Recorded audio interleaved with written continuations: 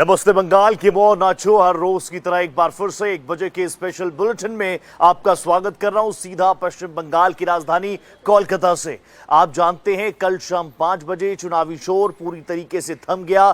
तमाम दिग्गज जो अब तक बंगाल की गली गली घूम रहे थे, धूल फाक रहे थे, लोगों से संवाद कर रहे थे, योजनाओं को लेकर लोगों के बीच पहुंच रहे थे, वो सारी चीज कल शाम 5 बजे पूरी तरीके से थम गई। लेकिन अभी आप जानते हैं जो 48 घंटों का साइलेंस पीरियड होता है चुनाव से ठीक पहले, यानी कल, अब 24 घंटों से भी कम का वक्त है जब बंगाल निकलेगा अपने सोनार बांग्ला के लिए, अपने स्वर्ण सपनों के लिए, अपनी बेहतरीन उम्मीदों के लिए। लेकिन दूसरे फेज के चुनाव के लिए हर एक चेहरे ने जबरदस्त प्रचार प्रसार किया। जहां भारतीय जनता पार्टी की तरफ से कमान संभाली प्रधानमंत्री नरेंद्र मोदी, गृह मंत्री अमित शाह, पार्टी अध्यक्ष नितिन नवीन, योगी आदित्यनाथ, देवेंद्र फडणवीस से लेकर रवि किशन, मनोज तिवारी, तमाम चेहरे पहुंचे। तो वहीं दूसरी तरफ ममता बनर्जी का one and only face, one man army, Mamata Banerjee भी लगातार ग्राउंड पर उतरती हुई नजर आई और अग्रेसिव अंदाज में ना सिर्फ उन्होंने ये कह दिया कि आपकी नजर बंगाल पर है, तो जनाब थोड़ा सतर्क हो जाइए क्योंकि बंगाल की नजर दिल्ली पर है, ममता बनर्जी की नजर दिल्ली पर है। और ऐसे में ये चुनावी दंगल अब तक बहुत शानदार रहा। न सिर्फ ममता बनर्जी बल्कि तेजस्वी यादव, अरविंद केजरीवाल समेत सरीखे नेता बंगाल में टीएमसी के लिए वोट मांगते नजर आए। ये रिपोर्ट देखिए।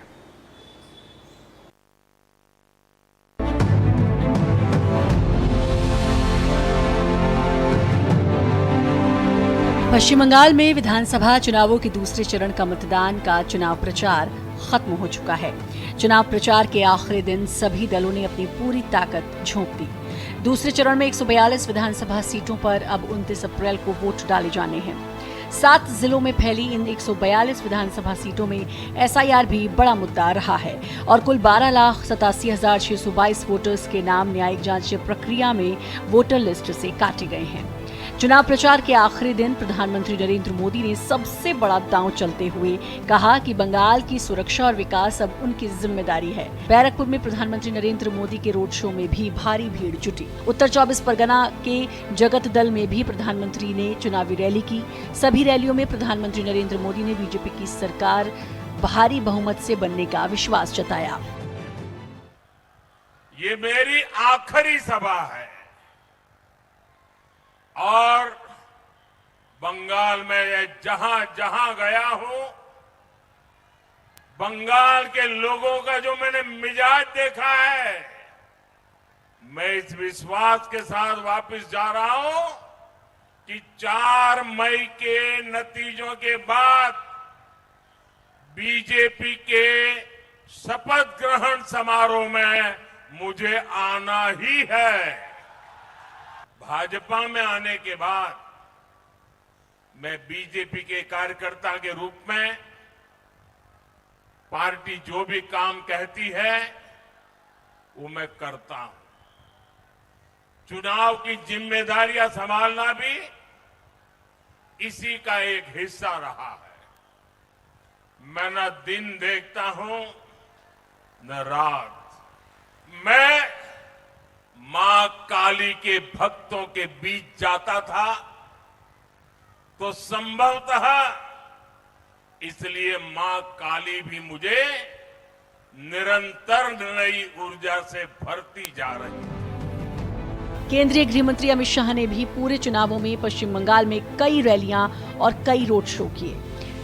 चुनाव प्रचार के आखिरी दिन उन्होंने कोलकाता के बेहाला में रोड शो किया। दक्षिण 24 परगना जिले में भी अमित शाह के रोड शो में भारी भीड़ जुटी। हुगली में भी अमित शाह के स्वागत में लोगों का भारी जमावड़ा हुआ। अमित शाह ने जोर देकर कहा कि यूसीसी तो वो लागू करके रहेंगे। यूसीसी लागू करना ही है, हमारा तो एजेंडा है। यहाँ भारत में 4 शादी नहीं हो सकता। पश्चिम बंगाल में यूपी के मुख्यमंत्री योगी आदित्यनाथ की लोकप्रियता भी दिखी। चुनाव प्रचार के आखिरी दिन हुगली, कल्याणी और दमदम में उनके रोड शो में भारी भीड़ जुटी। योगी आदित्यनाथ ने टीएमसी के कार्यकर्ताओं पर तीखे हमले किए। उन्होंने यूपी मॉडल की तारीफ करते हुए कहा कि यूपी में गौ माता की रक्षा हो रही है और समाज को बांटने की कोशिशों पर रोक लगी है। उन्होंने कहा कि ममता बनर्जी को राम के नारे से परेशानी होती है और पिछले 15 साल में टीएमसी ने बंगाल को कंगाल बना दिया है।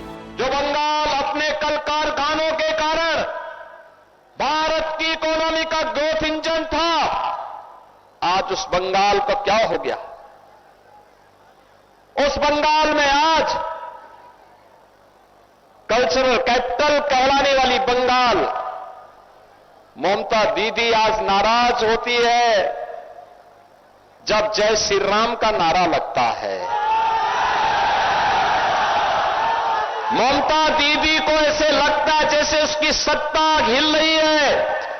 टीएमसी की तरफ से भी प्रचार में कोई कमी नहीं दिखी। पश्चिम बंगाल विधानसभा चुनाव के दूसरे चरण के मतदान से ठीक पहले हुगली में बड़ी हिंसा की खबर सामने आई। आरामबाग से टीएमसी सांसद मिताली बाग की गाड़ी पर हमला हुआ। घटना की गंभीरता को देखते हुए टीएमसी के राष्ट्रीय महासचिव अभिषेक बैनर्जी तुरंत उनसे मिलने पहुंचे। अभिषेक बैनर्जी भी लगातार दावा कर रहे हैं कि बीजेपी और चुनाव आयोग की मिलीभगत बंगाल की जनता नाकाम कर देगी। খেলা যখন আজকে ওরা শুরু করেছে মিতালির উপর আক্রমণ করে, ফিনিশিংটা আমি করব, শেষটা আমি করব 4 তারিখ, কথা দিয়ে যাই। कोलकाता में मुख्यमंत्री ममता बनर्जी ने रोड शो के जरिए अपनी ताकत दिखाई। पूरे चुनाव में ममता बनर्जी ने बीजेपी के साथ साथ चुनाव आयोग को भी निशाने पर लिया। ममता बनर्जी अपनी सत्ता बचाने की जंग लड़ रही हैं। ममता बनर्जी ने भी अपनी पूरी ताकत झोंक दी है और बीजेपी पर लगातार प्रहार कर रही हैं। आपको कलकत्ता कितना बढ़िया हो गया है, कलकत्ता हेरिटेज सिटी हो रहा है, इसका बारे में भी हमारा पूरा कांटेक्ट हो गया है यूनेस्को से। हम लोग काम कर रहा है, बहुत सारे काम हुआ है, आने वाला दिन में और भी होगा। और आपको जानकारी के लिए, जो पहले दफा इलेक्शन हुआ हम सेंचुरी पार कर दिया, और आने वाला चुनाव में भी हम और एक सेंचुरी पार करेंगे। इसके लिए बीजेपी डर गया, और जो डर गया वो मर गया। ममता बनर्जी के पक्ष में आम आदमी पार्टी के नेता अरविंद केजरीवाल भी पश्चिम बंगाल में ममता बनर्जी के प्रचार में जोर लगाते दिखे। मैं ममता दीदी को बहुत बहुत शुभकामनाएं देना चाहता हूं इस चुनाव के लिए। बंगाल की जनता को बहुत बहुत बधाई देना चाहता हूं। जिस तरह से वो तानाशाही के खिलाफ, तानाशाहों के खिलाफ बंगाल की जनता डट के लड़ रही है, और पूरा जो मैं 2 दिन में देखा, पूरे बंगाल का माहौल है कि जो ये दिल्ली से अमित शाह और मोदी जी आए हैं और बंगाल को तहस नहस करना चाहते हैं, 90 लाख लोगों के वोट काट दिए उन्होंने, इसका बंगाल बदला लेगा, इस पे चुप नहीं रहेंगे। ममता बनर्जी के पक्ष में समाजवादी पार्टी के अखिलेश यादव भी प्रचार करने पहुंचे। इनके अलावा राष्ट्रीय जनता दल के तेजस्वी यादव ने भी बीजेपी को हराने की अपील की। हालांकि इंडिया गठबंधन की एकता बंगाल में तार तार दिखी, क्योंकि कांग्रेस और राहुल गांधी ने बीजेपी और ममता बनर्जी दोनों को बंगाल की बदहाली के लिए जिम्मेदार बताया। Bureau report, Bharat express.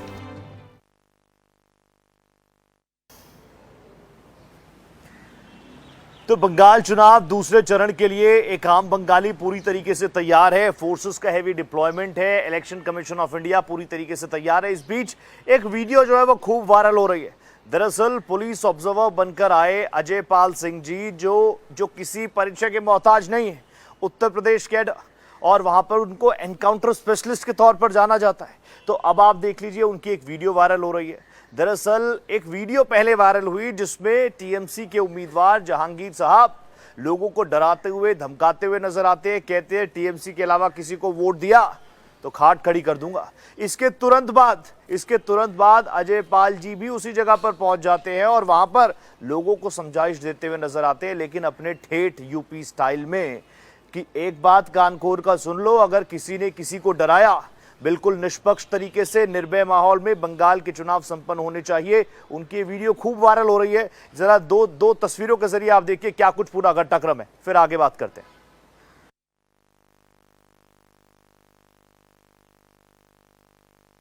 আজকের ওরা অনেক খেলা দেখাচ্ছে, তা খেলা তো ওরা শুরু করেছে, শেষটা কিন্তু আমরা করব। খেলা তো ওরা শুরু করেছে, কিন্তু শেষটা আমরা করব। তাই পিকচার আবি বাকি মেরা দোস্ত, পিকচার এখনো বাকি আছে, সময় শুরু হয়েছে। তোমরা ভাবছো নিজেকে কয়েকটা সিআরপিএফ নিয়ে বড় বড় বাতালা দিচ্ছ, কিন্তু আজকের বঙ্গনগর 1 নম্বর অঞ্চলে মানুষ যদি হেঁটে যায় না, সিআরপিএফ হাওয়ায় উড়ে যাবে।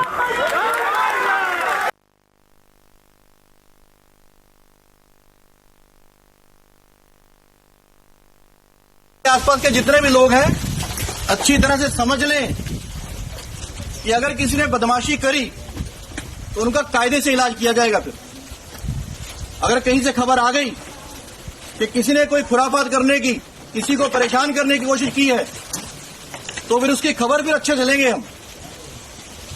ये जहांगीर के घर वाले भी खड़े हैं, उसको बता देना कायदे से। ये बार बार जो खबरें आ रही हैं कि उसके लोग धमका रहे हैं, तो फिर अच्छे से खबर लेंगे, फिर बाद में रोना पछताना मत। तो इंटेंसिटी देख रहे हैं आप सेकंड फेज के लिए कितनी ज्यादा इंटेंसिटी है। अजय पाल जी, जैसे मैंने आपको बताया, एनकाउंटर स्पेशलिस्ट के तौर पर उनको जाना जाता है। एक बार फिर सुन लीजिए क्या कुछ बयान था अजय पाल का, सुनिए जरा एक बार।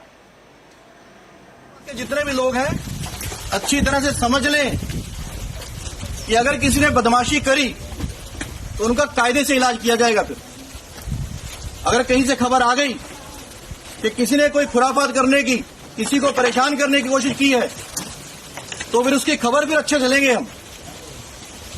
ये जहांगीर के घर वाले भी खड़े हैं, उसको बता देना कायदे से। ये बार बार जो खबरें आ रही हैं कि उसके लोग धमका रहे हैं, तो फिर अच्छे से खबर लेंगे, फिर बाद में रोना पछताना मत।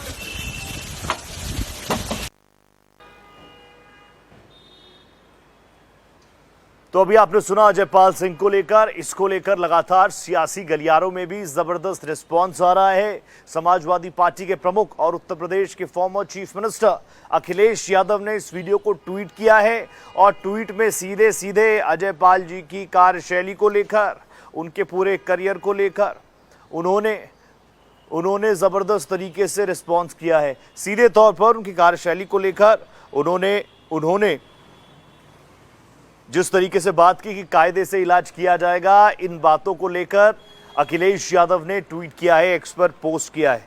वो सीधे सीधे उनकी कार्यशैली को लेकर सवाल उठा रहे हैं। वो बता रहे हैं कि क्यों वो फेवरेट हैं भारतीय जनता पार्टी के, जो ट्वीट उन्होंने किया है। और वो ये भी बता रहे हैं कि चुनाव में इस तरीके से बरगला चुकी है भारतीय जनता पार्टी कि अब अपने ऑब्जर्वर्स, अपने साथियों के जरिए, अपने मोहरों के जरिए किस तरीके से वो माहौल खराब कर रही है, लोगों को डराने धमकाने का काम कर रही है। हालांकि हमने आपको दोनों पक्ष सुनवाए, क्या कुछ जहांगीर क्या कह रहे थे, क्या कुछ अजय पाल ने कहा, दोनों बयान हमने आपको सुनाए। लेकिन इस पूरे रिएक्शन के बाद पॉलिटिकल वॉर भी एक बार फिर से खासतौर पर सोशल मीडिया पर काफी तेज हो गई है।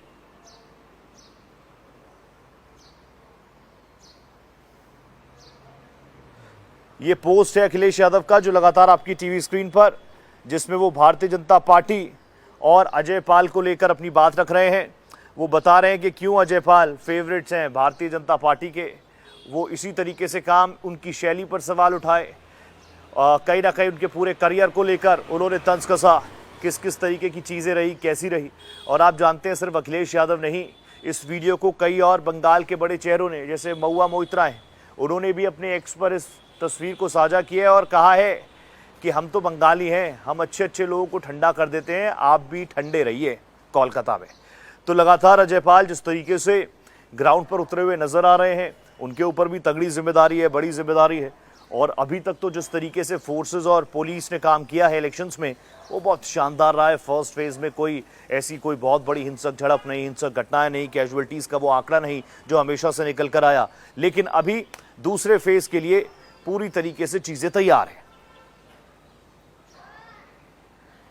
तो अब तो 24 घंटों से भी कम का वक्त बाकी है। जिस सफर पर मैं निकला था, धीरे धीरे आगाज बहुत शानदार रहा और अब अंजाम की तरफ हम बढ़ रहे हैं। तो आप जानते हैं बंगाल दूसरे फेज के लिए पूरी तरीके से तैयार है। एक तरफ जहां पॉलिटिकल पार्टीज लगातार लोगों के बीच जाने का काम करती रही, अब साइलेंस पीरियड जारी है और इस साइलेंस पीरियड में कैडर काम करता है। कैडर से इंपॉर्टेंट ये चीज है कि जनता अब तक अपना मन ऑब्वियसली बना चुकी होगी। बंगाल का वोटर बहुत अवेयर है और जल्दी से मैं आपके सामने, अपने दर्शकों के सामने एक बार फिर से ग्राफिकली वो चीजें रख देता हूं, क्योंकि मेरे दर्शक वैसे तो स्मार्ट है, सब रट चुके हैं, लेकिन फिर भी हमारी टीम ने तैयारी की है तो वो आपके सामने रखना जरूरी है। ग्राफिक्स का जरिए आपको बता दूं सेकेंड फेज में कितनी सीटें हैं वो आप देख लीजिए। 142 सीटें हैं, जिनमें से SC सीट्स 34 है, ST 1 सीट, जनरल 107। तो दूसरे चरण के चुनाव में 142 सीटें हैं, SC 34, ST 1, जनरल 107। इसके अलावा दूसरे ग्राफिक्स अब आपकी टीवी स्क्रीन पर सीट वाइज भी मैं आपको बता देता हूं कौन से जिलों में। आप जानते हैं 8 जिलों में कल मतदान होना है तो कौन से जिले में कितनी सीट से, जल्दी से वो ग्राफिक्स भी आपके सामने। सबसे पहले नादिया, जहां पर 17 सीटें, नॉर्थ 24 परगना की 33, साउथ 24 परगना की 31, हावड़ा की 16, हुगली की 18, पूर्वी वर्धमान की 16, नॉर्थ कोलकाता की 7, साउथ कोलकाता की 4 सीटें हैं। तो ये मैं आपको जिले वाइज सीट्स बता रहा हूं। 142 सीटें हैं, जिनमें नादिया हो गया, north 24 Parganas, south 24 Parganas, Howrah, Hooghly, Bardhaman, north Kolkata, south Kolkata. अब आगे आइए, कुछ ऐसी सीट्स है सेकंड फेज की, कुछ ऐसी सीट्स है सेकंड फेज की जो काफी हाई वोल्टेज सीट है। वो ग्राफिक्स भी मैं आपके सामने रख देता हूं, वहां क्या क्या कुछ समीकरण है वो भी आपको जल्दी से बता देता हूं।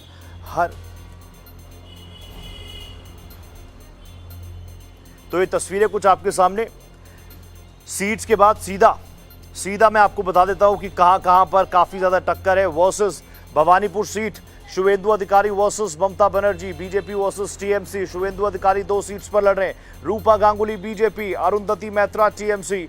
ये है सेकंड फेज के दिग्गज।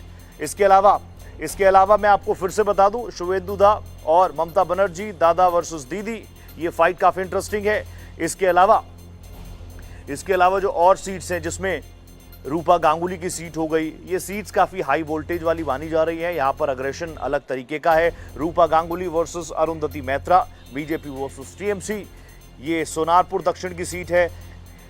एंटली में आप देखेंगे Priyanka versus Swarna Kamal Saha, BJP versus TMC. Arjun Singh, बड़ा नाम बीजेपी का, उनके सामने है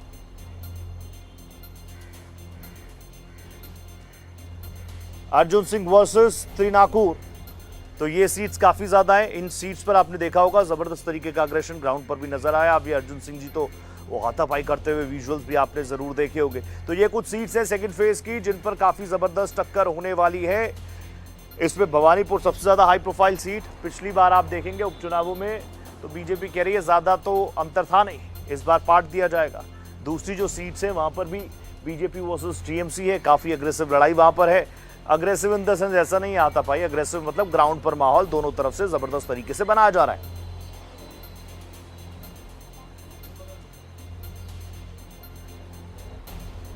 तो अब आप देख लीजिए, जैसा हर कोई जानता है फर्स्ट फेज में जो मुर्शिदाबाद, मालदा, ये पूरी बेल्ट थी, यहां पर मुस्लिम सीट्स, मुस्लिम वोटर्स ज्यादा थे। लेकिन अब जो 142 सीटें हैं, यहां पर हिंदू वोट पावर है। क्या कुछ है वो आपको जल्दी से बता देता हूं।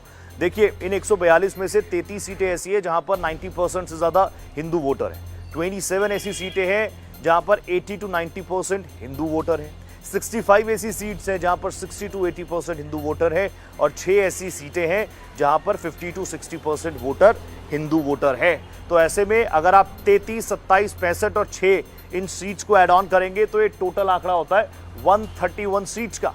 तो अब आप देख लीजिए, 142 सीटों में से 131 सीटों पर अगर हिंदुओं की पॉपुलेशन ऑन एवरेज 50 to 90%, बीच का कोई भी आंकड़ा पकड़ लीजिए 75 to 80%, तो ये कितना बड़ा डिसाइसिव फैक्टर है। एक और इंटरेस्टिंग फैक्टर आपको बता दूं, वो अगला ग्राफिक है कि इन सीट्स का नतीजा क्या था। वो ग्राफिक्स भी आपके सामने रखता हूं ताकि आपके सामने एक क्रिस्टल क्लियर तस्वीर बिल्कुल आ जाए। क्रिस्टल क्लियर तस्वीर आपके सामने। अब देख लीजिए 2021 में इन 142 सीटों का रिजल्ट क्या था, और स्पेसिफिकली इन 131 सीट्स का जिनका आंकड़ा मैंने आपको बताया। इनमें से 113 सीटें तृणमूल कांग्रेस जीती थी। 131 में से तृणमूल कांग्रेस 113 सीट जीती, भारतीय जनता पार्टी सिर्फ 18 सीटें जीती। यहां पर टीएमसी कह रही है कंटिन्यूएशन होगा क्योंकि हमने काम किया है, इलाके में हम लोग गए हैं, जनता के लिए हमने काम किया है। दूसरी तरफ भारतीय जनता पार्टी आप जानते हैं किस नैरेटिव के साथ, किस वोट के साथ, किस नैरेटिव के साथ उतरी थी। अगला बड़ा फैक्टर है महिला फैक्टर, एम फैक्टर। अब महिला वोट कितना मायने रखता है, बहुत मायने रखता है। महिला वोटर कितने हैं, 3,44,00,000। पुरुष वोटर्स कितने हैं सेकंड फेज के लिए, ये ओवरऑल आंकड़ा बता रहा हूं। पुरुष वोटर है 3,60,00,000 और टोटल वोटर 7,04,00,000। 7,04,00,000 टोटल वोटर्स हैं, जिनमें से 3,44,00,000 महिलाएं हैं, 3,60,00,000 पुरुष हैं।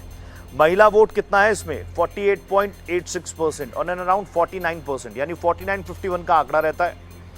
49% के आसपास महिला वोटर्स है, 51% के आसपास पुरुष वोटर हैं। लेकिन जो 2021 में रिजल्ट आया ना, महिलाओं ने अपने मताधिकार का इस्तेमाल